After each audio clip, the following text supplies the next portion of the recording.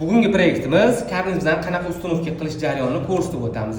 Xo'p, spetsial natrijniy patolog uchun mana karnizimiz bor.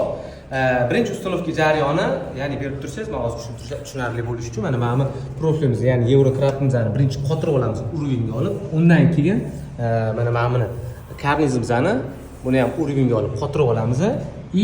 Mana bu joyida urvinni olamiz. Mana bu joydan urvinni olib qotirib olamiz.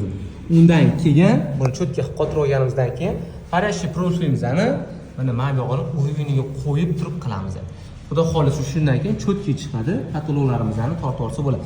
Mana bu yoqqa alohida patolog qo'ysa bo'ladi. Nima uchun mana bu joyni 30 santimetrcha qochiryapmiz deydigan bo'lsanglar, xo'p, oynalarning tagida ko'pincha batareyka bo'ladi. Shu batareykalarimizni nima deydi? Parda sal batareykaga yaqin bo'lgani hisobiga pastda g'ijim bo'lib qoladi. Shu g'ijim bo'lib qolmasligi uchun qochirib qilinsa to'g'riroq bo'ladi. O'shaning uchun mana shunaqa 20-30 santimetr qochirib qilingani yaxshi bo'ladi, xudo xolisa. Xo'p, bu karnizimizni bittali, ikkitali, uchtali varianti bor. Bu yerda 3tali qo'yilyapti, plasmas qo'yilyapti. Alyumin top bo'lmadi, alyuminligi ham bor. Xo'p, bu yerda podsvetka uchun joyi ham bor. Buni endi parashli deb nomlasa ham bo'ladi. Xudo xolisa, buni simini mana shu chetdagi parashliga qo'shib ulanib yuborilyapti. Xudo xolisa chiroyli turadi. Hop, kimga shunaqa karniz va natrijniy patolog xizmatlar kerak bo'ladigan bo'lsa, aloqaga chiqib qo'ysa, cho'tga qilib beramiz. Sog' bo'lasiz, salomat bo'lasiz.